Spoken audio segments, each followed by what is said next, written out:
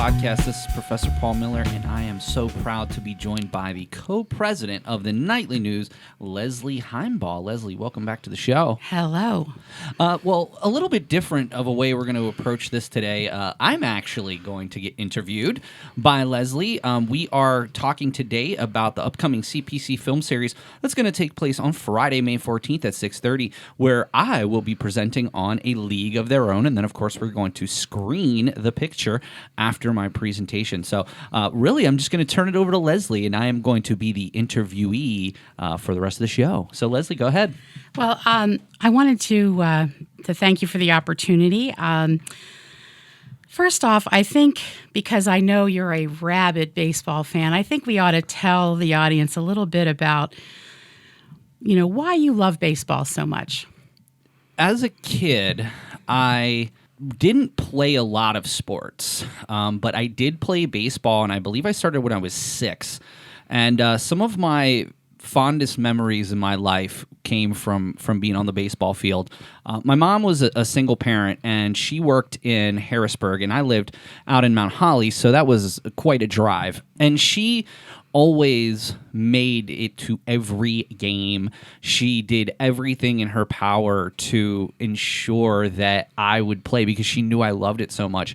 And I played till I was about 13. I wish, in hindsight, I probably wish I would have played longer. I was pretty good. When I was, I don't know if they call this anymore, but it was called midget baseball. But I was pretty good. I made the All-Star team several times, and that also helped me get into really falling in love with the game. I always watched the game when I was a younger kid, and just some of the best memories that I have. Always loved going to games. My son loves to go to games now. He's obsessed with going to the Senators, and we get to go there. And of course, he's been to several big league ballparks, and it's just such a wonderful experience. I just want to kind of leave it at one of the things that I really love about baseball, certainly, and sort of sharing that love with my family now, is that of all the sports, it truly is a family game. You can take the family out. It's a fun evening. And even if people aren't necessarily like big sports fans, they can still enjoy a ball game and nice warm days. And I have so many fond memories of the game, playing it, now coaching it, going to games. It's just something that's always been a major part of my life. Yeah. I've seen a few Senators games, and it's not the biggest baseball fan in the world, but I do love the between innings play. There's so many fun things that go on then. So tell me a little bit about why you think baseball is the national pastime. Well, I think that's really interesting that you ask that, and it wasn't always. And certainly, if you know much about the history of the game, it has changed immensely over the years. But I think it's all part of that idea of nostalgia and the fact that, again, it's sort of to my previous point, that it is so approachable for families. It's affordable. You can go to a game. I mean, even now, it's, if you want good seats, you're paying for them. But even this season, in a pandemic-ravaged season where they're only having limited fans, I mean, I just looked recently, you could get into the Orioles for $15. Wow, that's great. And I mean, even, Senators games are $10. A lot of times you can go and get like food specials and things. And I think that that's all part of it. Even people who are not fans of baseball per se can still go out and still enjoy it. It's also one of the longer sports, so it's most of basically spring, summer, and fall. And I don't know if that has anything to do with it, but I think the legacy of the game, it's been such a major part of the fabric of our country. I really think that all those different things contribute to why it's the national pastime. Wow, that's great. Well, I watched the 1987 PBS documentary called A League of Their Own, the same name as the film.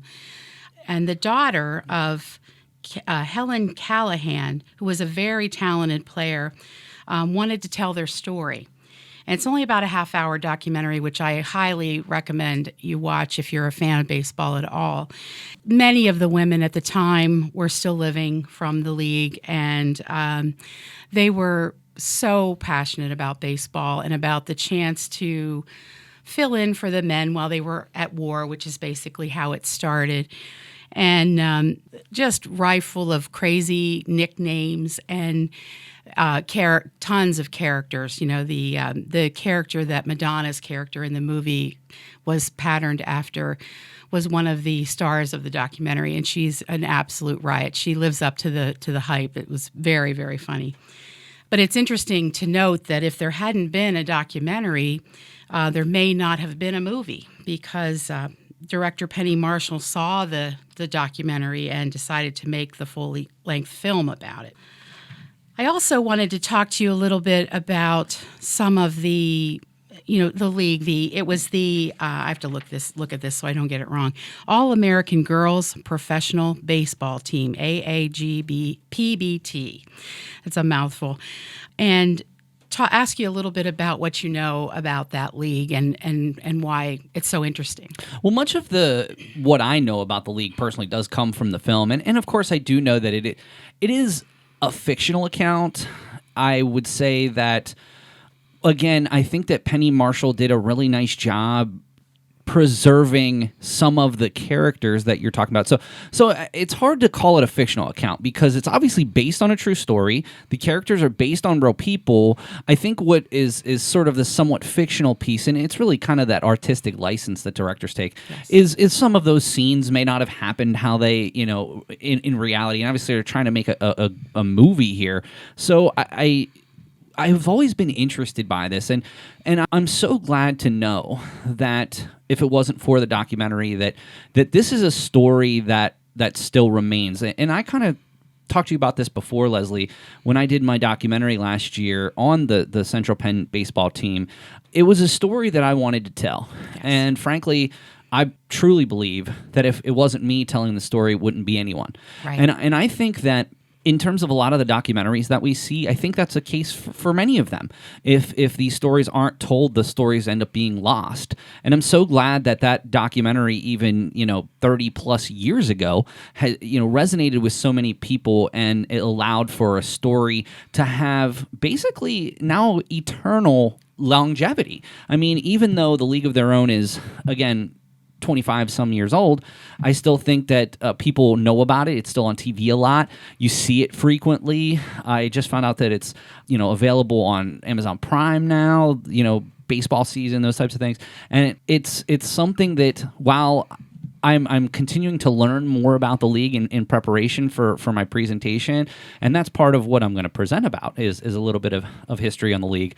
But I'm just so happy to know that this is a story that can continue to be told, and I'm proud to, in some small way, kind of continue that legacy maybe to a future generation. Yes, just as a little side note, the documentary you made when we had to cancel all this last year because of the pandemic was just such a beautiful, touching piece of journalism dedicated to seniors who had played their last game, and it was cut short so quickly. It was kind of just a disappointment that I can't even imagine how those seniors felt.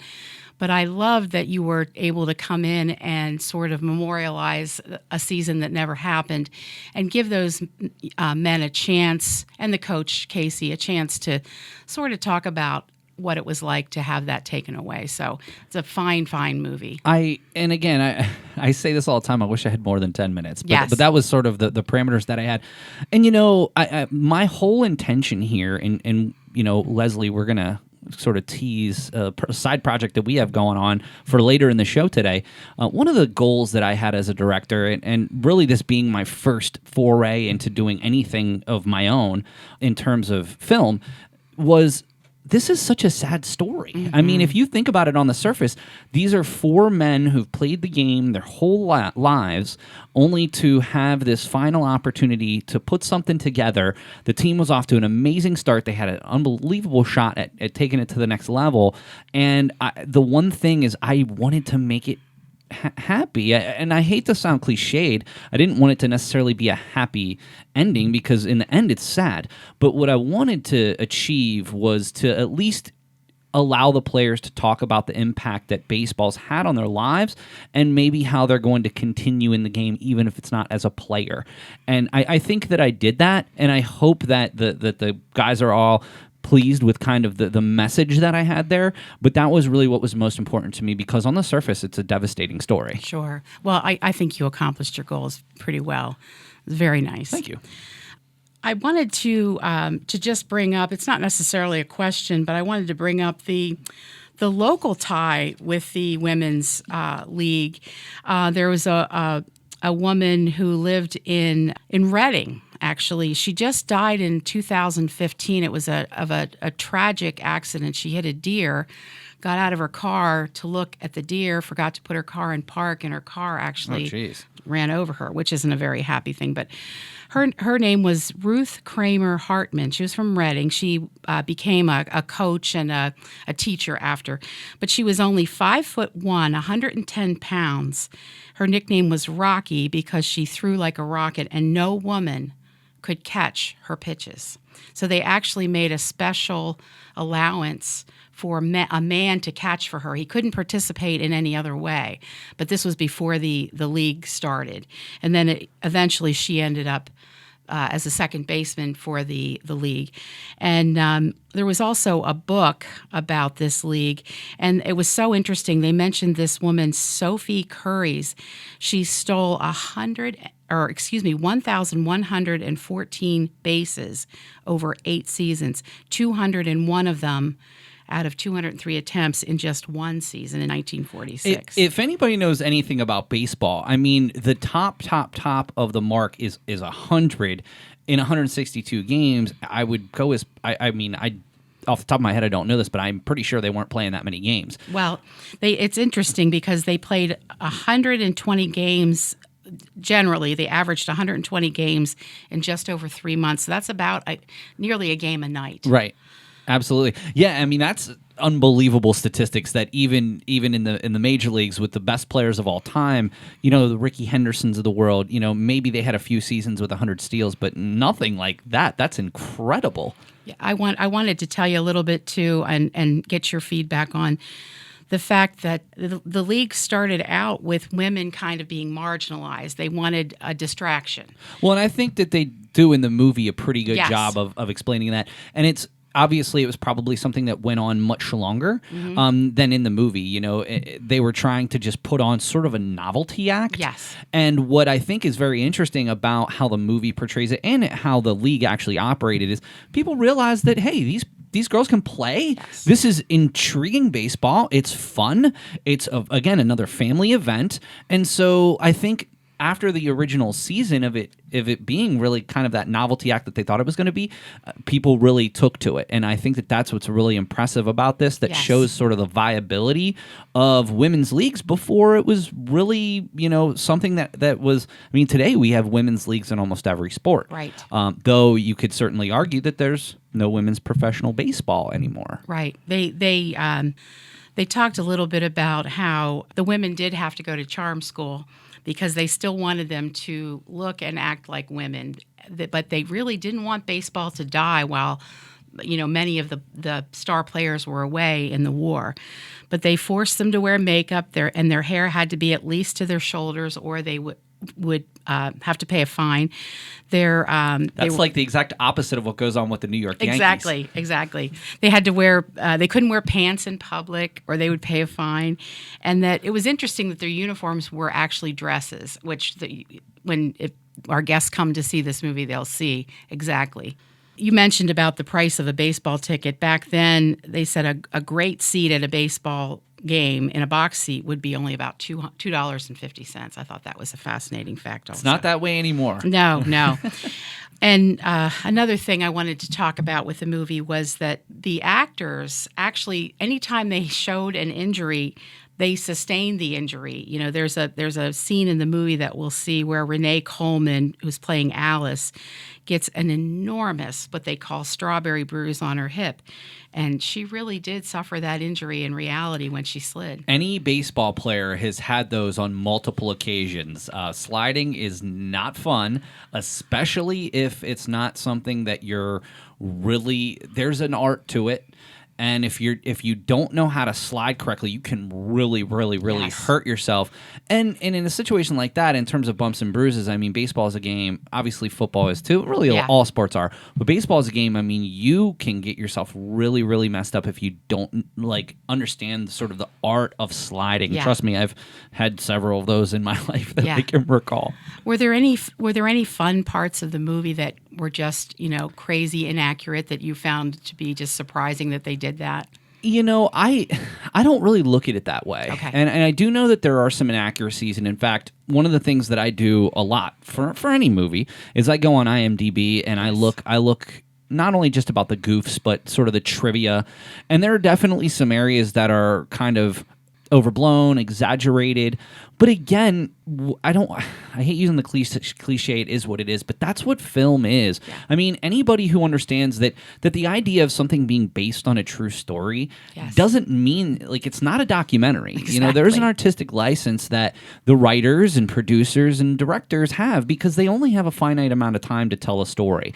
And you're talking about a story that unfolded over years and even decades, and to be able to sort of compact that into a 2-hour film, there has to be things that are a little overblown, or maybe stretched, or maybe just totally imagined that didn't Right. actually happen. So I don't really take too much offense to that, because hopefully you go into the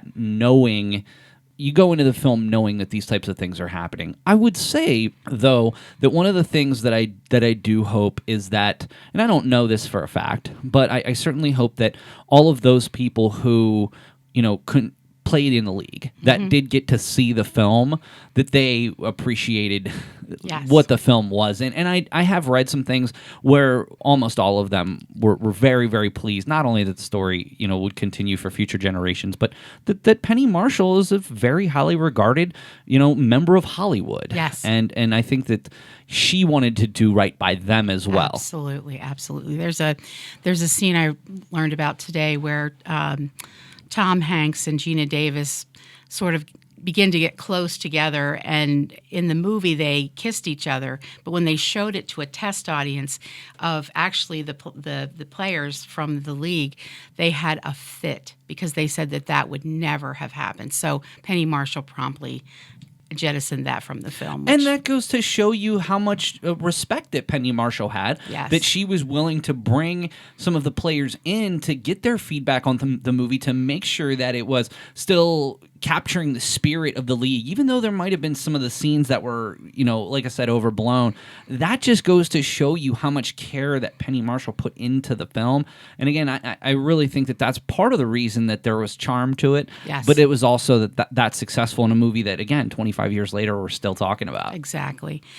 In the times we're living in, just before we came over here today, the Derek Chauvin verdict is about to be read, and but I found this fascinating, that there's a brief scene in the movie where Dottie's ball rolls up near, at the time would have been they called it the colored section of the segregated stadium.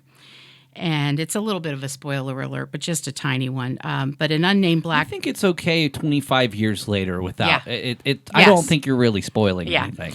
But I think this is so poignant now, even. It holds up so well after all these, because that movie is 20 years old. Sure. Yeah. So, but an unnamed black woman picks up the ball and throws it back to Dottie. And Dottie's reaction indicates that she had an extremely powerful arm when she returned that ball. And at the time, black women were not allowed in the league, which is just so tragic. But the woman sort of wordlessly nods to Dottie and walks away. And the scene reflects the historical reality, like I said, that the All-American Girls Professional Baseball League only allowed white players, even after Jackie Robinson had become so, he sort of desegregated the minor league or the major baseball league. I think something that is worth noting here is one of the things I am is a sort of a student and somewhat of, I don't want to go as far to say historian of the game, but I spent countless hours as a kid, and some of these books I still have, learning about the game. And obviously you can't look back at the history of baseball without looking at the amazing things that happened with Jackie Robinson, Willie Mays, some of the first African-American players who entered the game. On the other side of that, though, that shows some of the unbelievable, certainly nowadays you look back and think, how could that have ever happened? Exactly, yeah. And so I want to just make the point that I think that it was important that that was in there. Mm-hmm. I think that it was, again, speaking to some of the historical significance of the league. But to me, it's not surprising. Right. If you knew, and I'm sure that you probably do know this, what Jackie Robinson and Hank Aaron and Willie Mays went through. I mean, you're talking about three of the greatest players in the history of the sport, Yes. a sport that goes back nearly 150 years. What they had to go through to even Jackie Robinson especially. Oh, yeah. But it's interesting. Hank Aaron, there's a lot of celebration going on his behalf this year because it's the anniversary of him, breaking Babe Ruth's record. And what's so interesting to me is how much Hank Aaron actually had to go through. And as we look back, like, oh, he's the home run king. Yes. How could he have? He talks a lot about what he had to deal with and the racial insensitivity in our country. And again, I think that's interesting that was in the movie. It does not surprise me that even after Jackie Robinson, because again, initially it was meant to sort of be a novelty act, and they didn't want to turn fans off. Right. And I think that, I'm speculating here, but I think back then that they wanted to try to be as, sort of non-controversial. exactly, really. with the communities that they served. And I think that was a decision that they made. And I wonder, I do think it's important that was in there.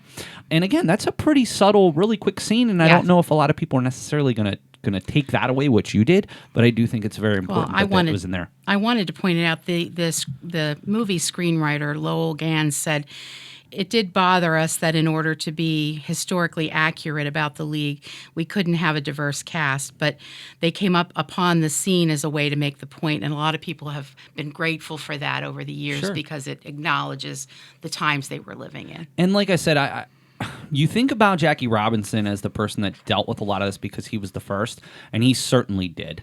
And there's no question. I mean, the way that he's celebrated today, hopefully, his legacy will live forever.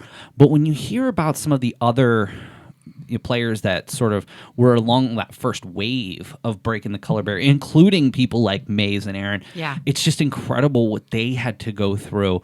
It's funny because in Hank's shot that he hit to break break Babe Ruth's record, one of the most interesting things about that is as he circles the bases, there's a gentleman who ran onto the field, a white gentleman, and I never realized how much power that photos of that and even the video really had, because it was like, okay, it took Hank Aaron to break the home run record that had stood for 60 years for people to finally, from white America, to finally accept him. And again, that's something that I've watched in some recent ESPN documentaries about it, and it never really resonated with me until I was older and realized how important that just 30 seconds of a gentleman running up and just congratulating Hank really did, improve race issues in baseball. Yeah.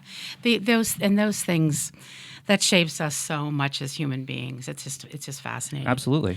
Well, I'm going to have a radical switch gear here, and I just wondered if you want to talk about a couple more of the things that are going to be happening the night when we present the film. Absolutely, yeah. So this is the first time since the pandemic started, at least for the film series, that we're going to try to do something a little bigger. Number one, it's going to be an outdoor film. We're going to have a little bit more time for people to show up. We're going to have plenty of food, baseball-themed food, hamburgers, hot dogs, popcorn, Cracker Jacks, those types of things.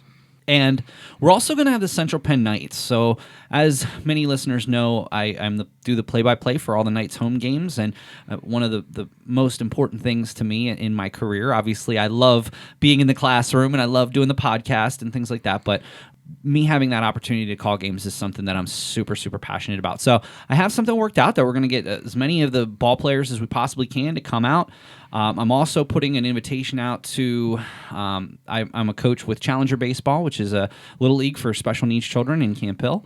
And I'm hoping to have as many of those kiddos come out, maybe have a little catch. Yeah. And it's an outdoor film, so I'm just hoping, and there'll be social distancing, and so I'm hoping that people who may have not had a night out for a little while or interested in coming by.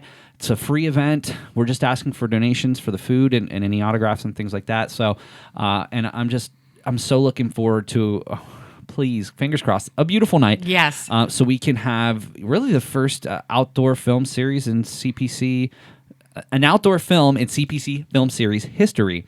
But again, food. There's going to be some like autograph signings.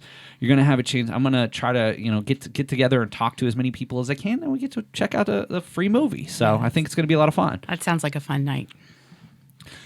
Well, I just wanted to just put one final plug out there, and then you're welcome to take us home. But I first of all, please mark your calendars for Friday, May 14th at 6:30.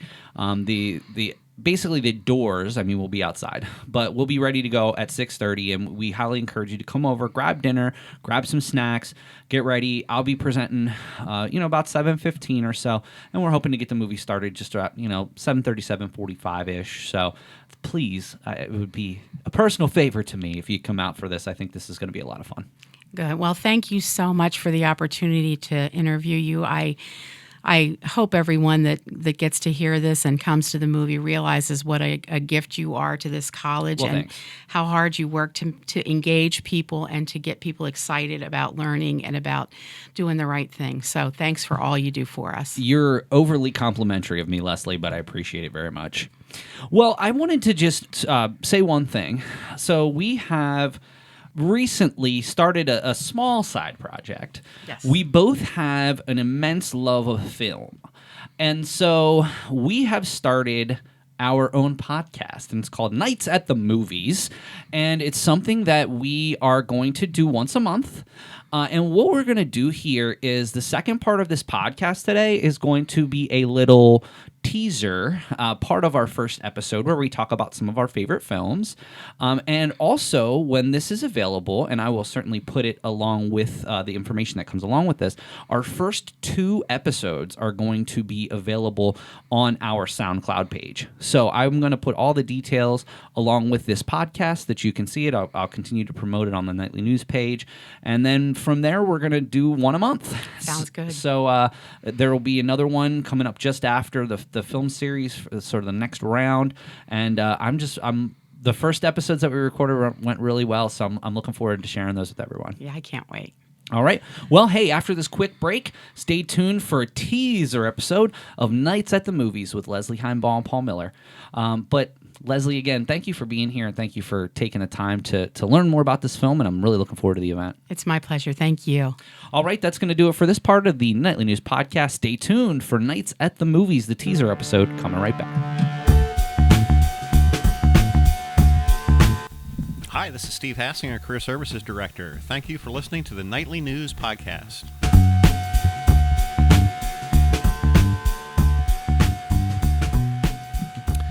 Welcome to A Night at the Movies. This is a new foray that we are getting into here, a brand new podcast with myself, Paul Miller. I'm a professor at Central Penn College. I'm also a communications media and instructional technology PhD student at IUP.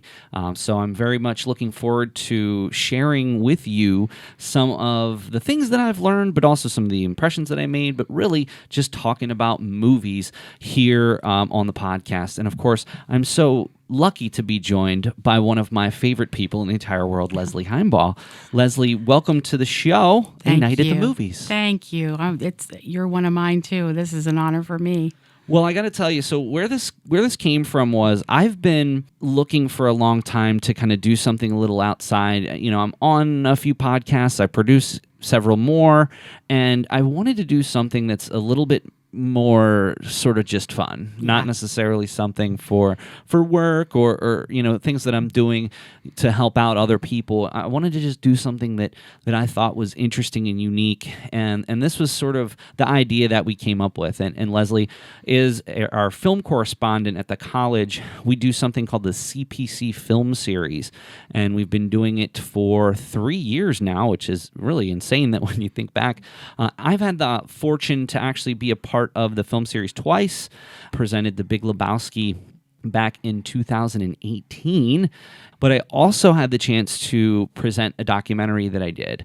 So one of the classes that I was a part of at IUP was a production class where we shot our own documentary and actually got to chronicle the Central Penn Knights baseball season and their untimely ending of the season due to the pandemic. So I do have a little bit of a background, at least in that regard, but I do teach a lot of other classes here at the college about film, and I'm looking forward to a big class. We're going to do some documentary filmmaking over the summer. So that's a little bit about my background.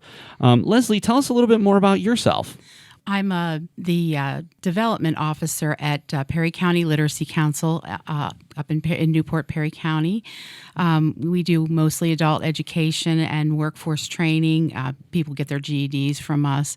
So it's a job I absolutely love, and I'm here getting a bachelor's degree so that I can be a bigger support for the agency. There's more things I can do with a bachelor's and more funds that I can get paid out of. So the hopes is that eventually I'll become the executive director at the agency. But there's going to be some transition that'll happen between now and then. But I'm pretty excited about the opportunity.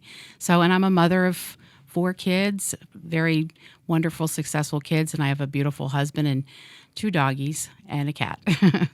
How did you get involved in movies, though? So, I mean, obviously, you are a communication student, but I wouldn't say necessarily that, there's a lot of film discussion. I mean, we have a couple of classes. Certainly, our survey classes talk at least somewhat about film.